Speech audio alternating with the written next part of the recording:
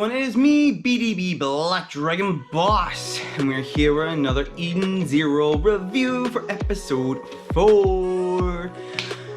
Right, so, we kick off the episode with meeting this woman out in space called Xiaomi, who says she is the narrator for this story. And she mentions how in the last episode it said 20,000 years later. To be exact, she says it doesn't hold much meaning. So it's gonna be interesting what time really means in this world. After meeting Xiaomi, we see what's happened in the last 3 episodes, from Rebecca meeting Shiki, yeah, I got his name right this time, to being on Blue Garden, to going to visit the professor. Was where we are now. We are here with Rebecca, Shiki, and Happy visiting the professor, but the professor's not there, and now there's someone saying that he is Wes Steiner. Is he really Wes Steiner? So they're at Wes's house, and Wes still has a gun pointed at him. Shiki says, "Hold on," still has goggles on, looks up, says, "There's someone upstairs." And your man starts shooting. Shiki gets onto the scene, smashes a hole right through, and gets your man down with him. By that time, Wes is gone on a bike. Boom, gone, that's it. And your man that was there looking for Wes says, "Oh, so you guys with Wes? Yeah, well, tell him Saber is coming through." And Shiki's just laughing at him because he has goggles on and he can see right through him naked. And he's like, "You saying that naked? Then after all that, they're then at a restaurant, eating away and everything, that's fine. And Shiki is saying, "Was that Wes Steiner?" And Rebecca's like, "No, that wasn't Wes. Oh, that wasn't a professor. Here's a photo of him." And then Shiki goes, "That guy kind of looks like him, but a younger version of the photo that Rebecca showed him." And then we turn our attention to the TV, to the news. And there we see Blue Garden is on the TV because a brand new guild is there. That brand new guild just happens to be Shooting Starlight. And Shiki goes, "Wow, I didn't know our guild was that new." Do you remember going back a few episodes? It says 50th anniversary in the guild. That means the guild's 50 years old. Not new. And Rebecca's at that point just freaks out. She gets up and leaves the restaurant. She also gets a flashback to the point where she was a kid, and this is after the accident with Happy. So Wes has already fixed up Happy and saved Rebecca and everything. They're there with Wes and saying, "Oh, let's go to Blue Garden, let's live on Blue Garden." And he goes, "No, I'll be staying here." And she says, "We'll stay here with you." And he goes, "No, this place is dying and everything," right? So we go away from that flashback, and Rebecca outside, she's now looking around.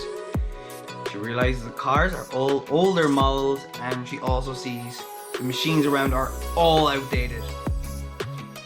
Not only that, but the date should be X492. It is X442. They have gone back 50 years.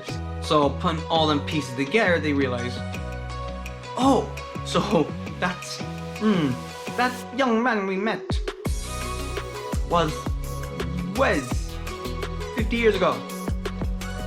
Huh. So out of nowhere, the Shibiru, that's what they say it in Japanese anyway, but it's SIBIR, so I'm gonna go with Cyber. The Cyber group come along and are going, "Yo, boss, that's the ones that were with, Wes, yeah, him, them, that group, the guy." And Cyber, that's the boss's name. Of course, he named the whole group after himself. Goes, "Oh, I'm a big bad guy. Oh, so great." And he's talking to them, and then there's a bird there chirping and talking to the bird, and he says, well, you know, if you're with Wes and everything, you're just as much as a problem and everything, so we're gonna just try and kill them as well. And also Happy points out, is he talking to a bird? Really? And Shiki just goes, well, you know, we thought we were cats. Animals, you know what I mean, you know what I mean? Anyway. So, of course, Rebecca's like, look, we can't mess with anything in the past. Let's get going. Shiki goes, oh yeah, sure, okay. Hold on, cause we gonna be falling sideways. That's grand, they're booting it sideways and everything, but of course, they get pretty far, and Cyber just comes up around over the buildings, and I probably should have mentioned he's in a freaking mega suit. That would have been handy. Boom, mega robot suit, and he throws a right hand, and Shiki just goes, right, there you go. Throws a right hand back into the robot's fist, pushing Cyber back and smash, and sends Cyber flying off. So they're safe now. The group go to a bar that Wes told Rebecca about. Well, older Wes told Rebecca about. And Rebecca's there eating away with Happy and Shiki, and it's just hoping to find Wes there, to see if they can find younger Wes. And oh, he just sits down next to her. She turns around and says, oh, sorry, and then goes, ooh, right, Wes. Wes turns around and goes, yo, how the hell do you know about this black girl? How do you know about this? And she's just like, yo, hold on, explains everything to Wes, that they are from 50 years into the future. And Wes is like, you expect me to believe that? No, but like, no. Here's a photo of you. And he freaks out because, I'm gonna see an airline, no! She says it's not cool you stole, and Wes is like, I don't care, I'm none of your business, man. And Rebecca also asks, why are they after you? And again, Wes turns around and says, none of your business. Go back to your time. Don't screw up my era. Don't screw up this for me. Wes goes for his briefcase, but it's no longer there because Shiki has grabbed it and is now on the ceiling with his ether gear. But that doesn't last long. He says, what's in the briefcase? And then his ether gear just turns off and bam, slams onto the ground. Don't know what the hell's going on. And the case opens, you have steam. And Wes freaks out going, my money!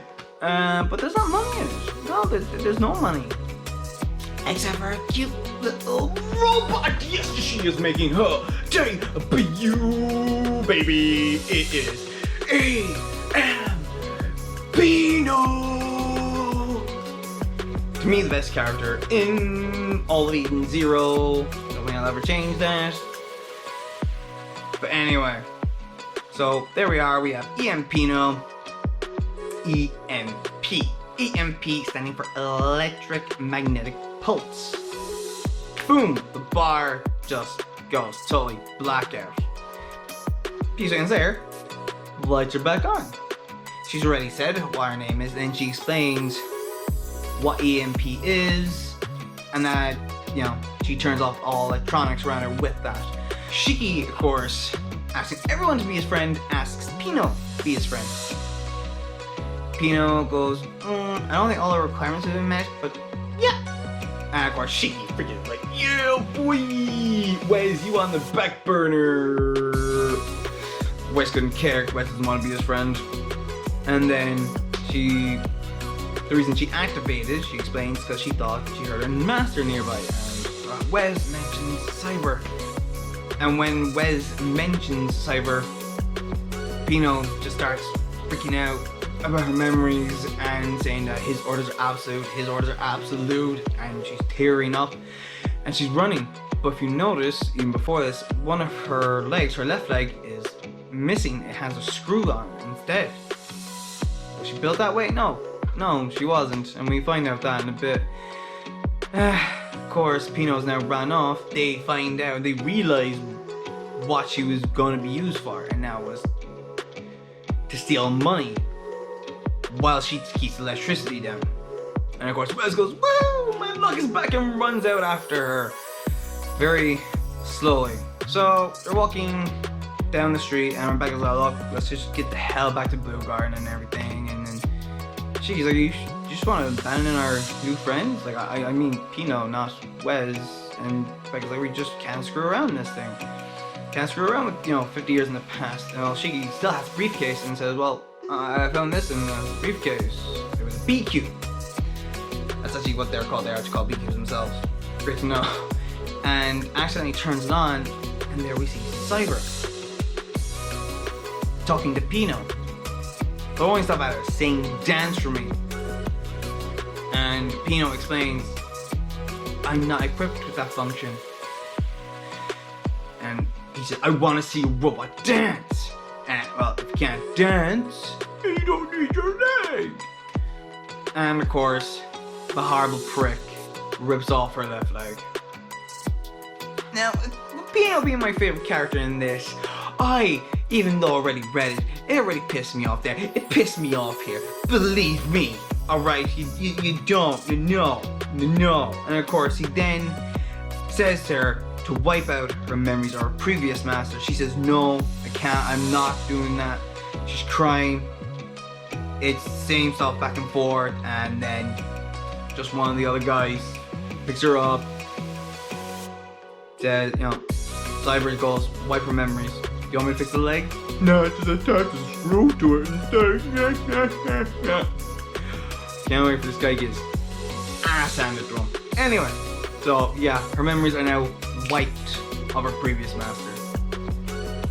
And that's really pissed Shiki off as much as it pissed me off. And she just says in that video, "I want to go home." And Shiki says, "I'm getting you home." Rebecca, it seems like he's gonna stop him, and she's like, "You're not stopping me." And Rebecca's like, No. I'm helping you, bro. We're doing this. We're getting her home. We're getting her back." Not only was the B cube in the suitcase, but also her last maintenance. And what is the year of the maintenance? X492. She comes from their time, not from the past. And that's where it ends with them three being determined to get her back. Now, manga-wise, this is covered chapter 5, 6, and 7, and actually just stops short of 1.5 pages of chapter 8. I always compare the manga and the episode. I want to know how many chapters it's actually covered and whatnot, so it's covered 3 chapters in this one. It's still on the second manga as well. I absolutely freaking enjoyed this so much, of course, because my beloved Pino's in here. My Pino is now in Eden Zero. I'm like, sweet, I can't wait to see more Pino as we go through everything.